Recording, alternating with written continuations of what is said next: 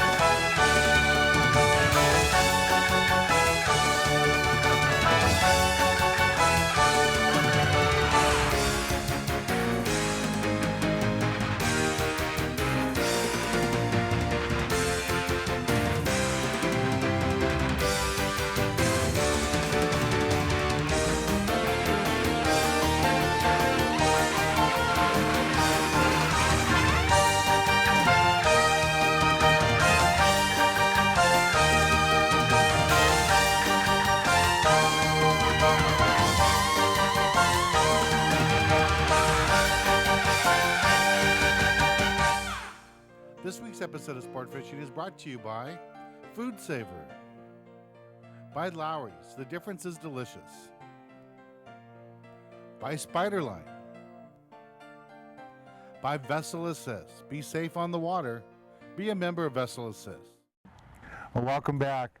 We're still out here at the beautiful Double Eagle Resort outside June Lake, and Marshall's a full-time guide up here. Specialized in fly fishing up here, and Marshall's going to show us the basics to get started.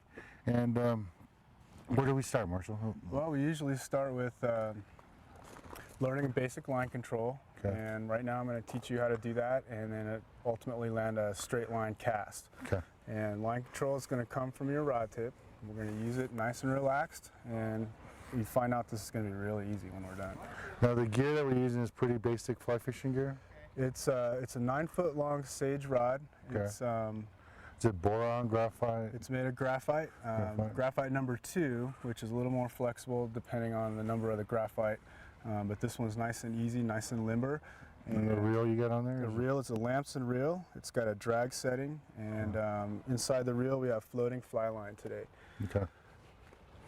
So how I'm we going get to step started? right over here and actually move a little bit more. Okay, we're going to get our line and we're going to feed it out a little bit. Okay. And what we want to do with line control is we want to make sure that we have the line nice and high in the air at all times. Keep it parallel to the water, and feed out a little bit. And we're going to practice this motion for just a little bit so we can get control of the rod and how the rod affects the line. So it's not the whole body thing like you see on the saltwater shows? Everything, you want to point your body to where you want your fly to land. Okay. And if you notice my elbow, it's kind of tucked up against my side a little bit here, and I'm keeping it relatively still. I mean, it's pivoting, but it's not moving back and forth. Right, it's not this kind of... keeping it nice and still. And I've got my thumb on top of the cork, and I'm using my wrist and a little bit of forearm to propel that line in front of me and behind me at the same rate of speed. And by doing so, I have total control of my line at this point. And if you notice my fly line, it's parallel to the water, and it's parallel to the rocks behind me. And I'm doing this in a nice constant rhythm motion. Now, right now we have a fly tied on, but if you were with a brand new student, beginning angler, you probably wouldn't even have a fly tied on? Probably not. I usually put on about a half a piece of cotton, weighs about the same, has the same dynamics, and that keeps everything safe for everybody, because in the beginning, when you first pick up one of these, you're not really sure how it's going to work. It's like a weapon. Yeah, in fact, I give him this part of the coaching, and then I go ahead and let him do it, and I don't say a word, and then let him get that out of the way, and then then we start coaching from there. Now I noticed you get the hat and the sunglasses. I'm guessing the sunglasses help to see the fish, but it's also a nice protection with the flies and stuff, just to keep it out of your eyes? Or it's good protection. What I have are polarized sunglasses, and those come in a variety of price ranges. I got one too. I've got the $10 pair right here. Sometimes you drop them in the creek, you step on them, things like that. So if you go through $100 worth of sunglasses, you get to use, you know, 10 $10. But anyway, I used a hat to keep the sun out of my eyes, keep it off my face. You know, we're up at 7,000 feet, so it takes all of about 15 minutes to get a sunburn if you're not used to it. I noticed the long sleeves. Is this because you're up here this high, or just because it gets cold sometimes up here? Well, we're in the fall, so pretty much the #1 rule is chilly in the morning and nice and warm in the afternoon. So I roll up my sleeves. I've got the little button on the side to hook them up. And the shirt is really comfortable. When you're out here fly fishing, even when you've got your waders and everything on, you want to be comfortable. Sometimes you get a little warm, sometimes you get a little cold, but at least you're going to be relaxed. And a lot of this, you know, when you're trying to outsmart a fish, you want to calm down and slow down and relax as much as possible. It's kind of why we do this. And I see guys fly fish, and I see them sometimes they fly fish from a float tube or in the small streams. They're walking the bank or in the lake. Sometimes they walk the bank. Do you have a special method you like, or for beginners, do you like to see them start off on a pond like this or a lake, or? Well, beginners, I kind of leave it up to them. You know, when they get here, they kind of have a preconception of how they want to do this, how they want to progress. And a lot of people, most people I find, like the creeks and streams. And so do I, you know, since I learned how to fly fish on the Merced River over the mountain there, and you know, it's got a lot of different technical types of waters. So I got pretty much broad horizons as far as casting techniques and how to, you know, stock fish and things like that. Around here, all the creeks and streams are really, really small. And so you get you know, I can walk 4 or 5 miles in a full day of fishing.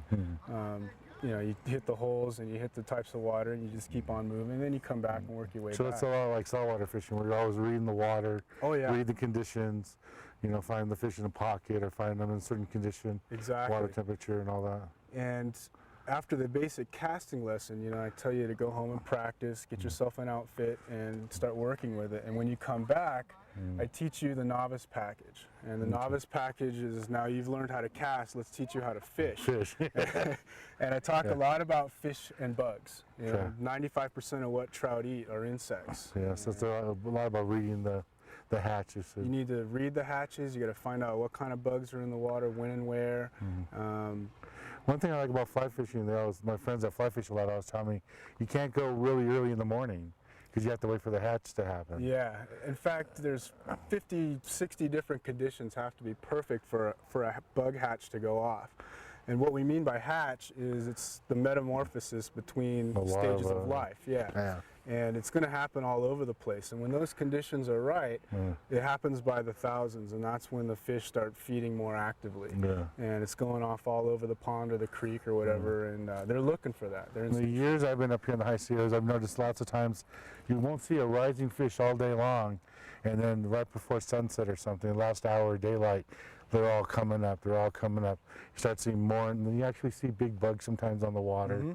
I usually will key in on a hatch. You know, as the nymphs start rising and they go through that last change, they're going to get to the top of the water, and they're going to fly away. So the fish want to get them before that, and you'll see sometimes fish are going so fast after the bug, they jump clean out of the water.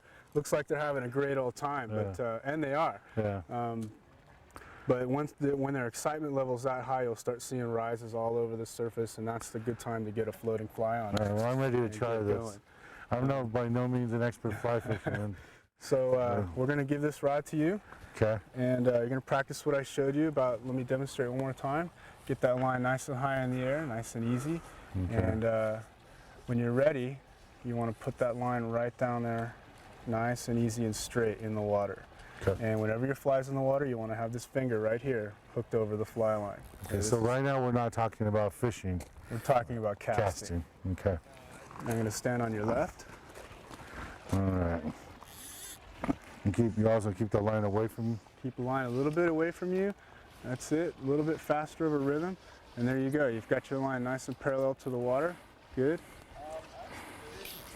And whenever you're ready, go ahead and lay that line right in there. Nice straight line cast, just like that.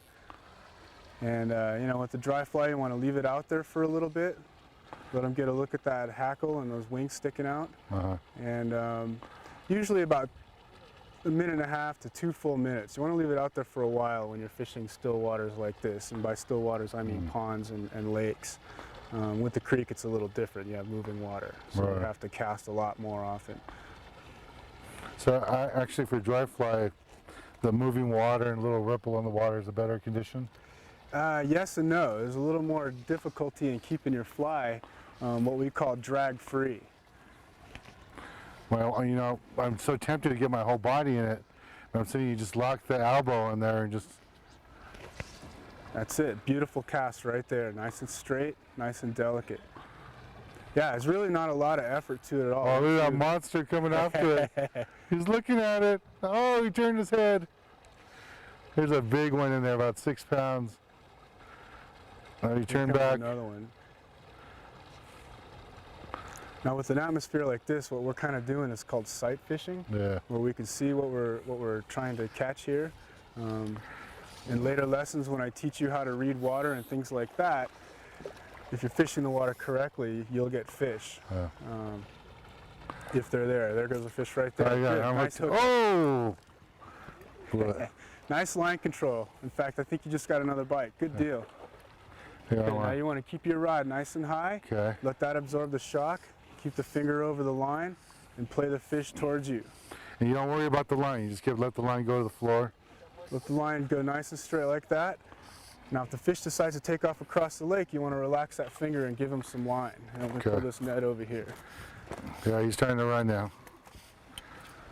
And when he slows up, start easing him back in by pulling through your finger there. Good. Okay.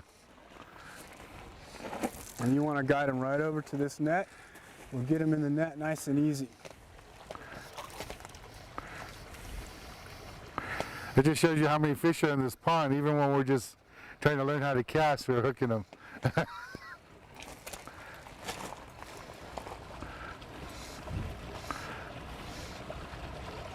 Oh, I spit it out.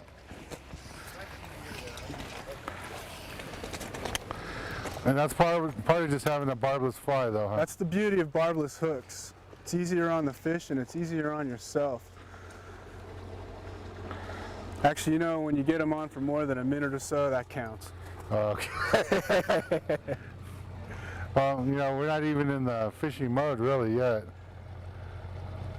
Now, most of my students, when they're learning how to cast, thinking of a lot of different things at once. There's a lot of rhythm and timing involved with this, and they're not really thinking about catching fish yet. Once you gain line control, then you're ready to start working on the fish. So you just want to keep it parallel. Once it's parallel to the water, nice roll out right in there, hook up right away. Boy, they just swarmed all over my fly. It's unbelievable. Unbelievable how they attacked my fly.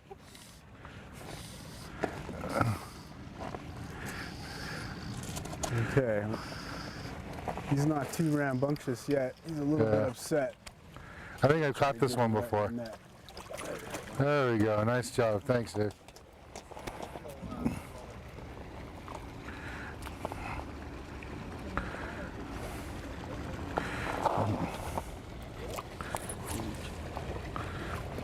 I'm showing the camera real quick.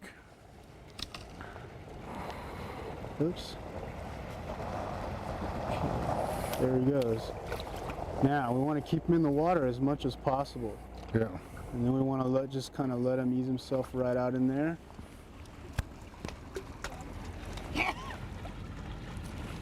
It's great. He's a little bit angry with you, but he's a little bit wiser.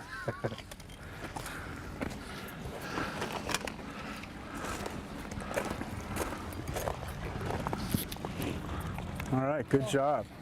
You spit it out? Yeah.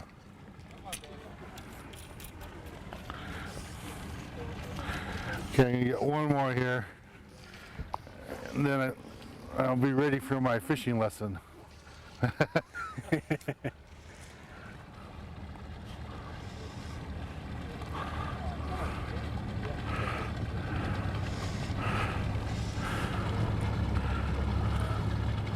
Can you see your fly right now? Yeah. Yeah. Ooh. And we were talking before, I remember I told you how important it was to be quick on the hook set. He'll bite it and he'll spit it out after he decides it's not food, quicker than not. So There you go, good job. So as soon as you hook it, just get that rod tip up. Get that rod tip up, and you want to Start keep your stripping. line tense on the fish at all times. Especially since we have no Start stripping. barb. Especially with no barb, they can shake it out if you give them a little slack. And now he's decided he wants to take off for a little bit. There you go, relax your finger, perfect. Feed out the line a little bit, good. Look at all those trout there. Make sure you hit the right one, okay? Enjoy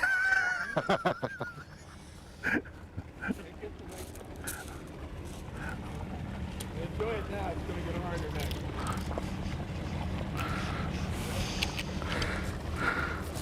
Okay, now you don't want to pull in any more line. You don't want your leader going inside of your rod like that.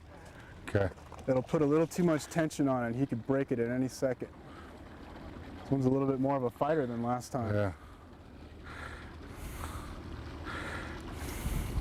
And when he slows up like that and swims steady, go ahead and guide him towards me.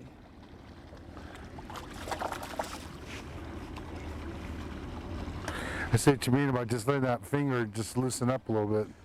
Yeah, you can control a 20-ounce fish or a 10-pound fish with that one finger. Word of caution though, if he does decide to go across the lake and he's zipping line through your finger, go ahead and let go because you'll burn yourself. Yeah. I've seen that in the ocean with sailfish. Go ahead and turn, that's it, turn his head right over here and we'll get him in there. He's kind of losing his fight. All right. Another nice one.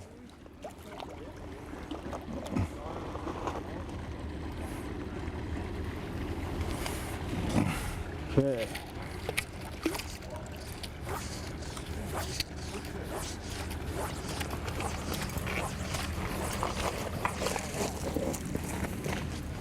Hello, I'm Ron Black. I'm the owner, operator with my wife of the Doulbe Resort and Spa in June Lake, California. We'd like to welcome your viewers to our big little piece of paradise here in June Lake. My wife and I opened up this resort about 3 years ago. We started with the cabins, which we have 14, and then we built a restaurant, a 90-seat restaurant, and then we built a world-class resort spa. On site, we have a tackle fly shop, whatever stages of fly fishing training is necessary. Right here, then we can progress to Lax Pond, which is about a half a mile away from the site where trophy trout are located. And from here, you have 5 lakes. You have about 6 or 7 different streams. It's a fisherman's paradise. But let's talk for a moment about the Double Eagle Resort in total. I mentioned to you that we have 14 cabins. We also have the tackle shop, but we have a world-class spa, and we have a wonderful 90-seat restaurant. There are so many different things you can do while you are here.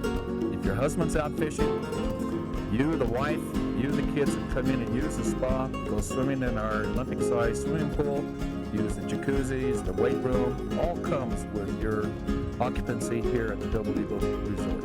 Everything has been done in top quality. We have a mining theme from the old Bodie of California, the old mining town. And everywhere you look, you're going to see mining artifacts and detail. Everywhere you look, you also see attention to detail. It's a first-class operation. We're very proud of it, and it's one of a kind. Well, this is an interesting story. My wife and I are childhood sweethearts that got together after 35 years. My wife was a nurse who built hospitals eventually, and I was the LA County Sheriff's Captain, 36 years. Been coming up here, camping over periods of time, fell in love with it. When we were both retired, we decided to relocate here and build this resort. And I guarantee that one visit here, you will return. The screen cannot capture the full grandeur and beauty of this location. You have to see it to believe it.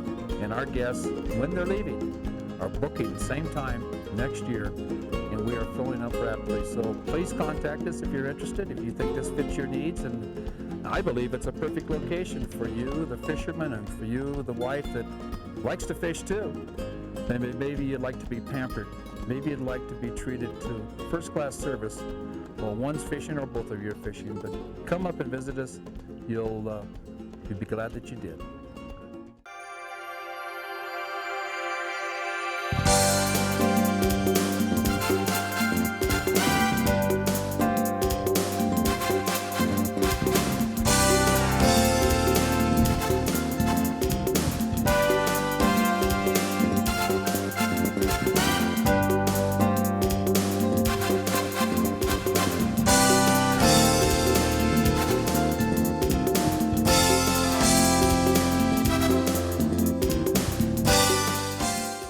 you'd like help planning your next fishing adventure, or want to visit one of the many locations that we've been at here on Sport Fishing, please call us at Yan Hernandez Travel Adventures, or visit our website for more information.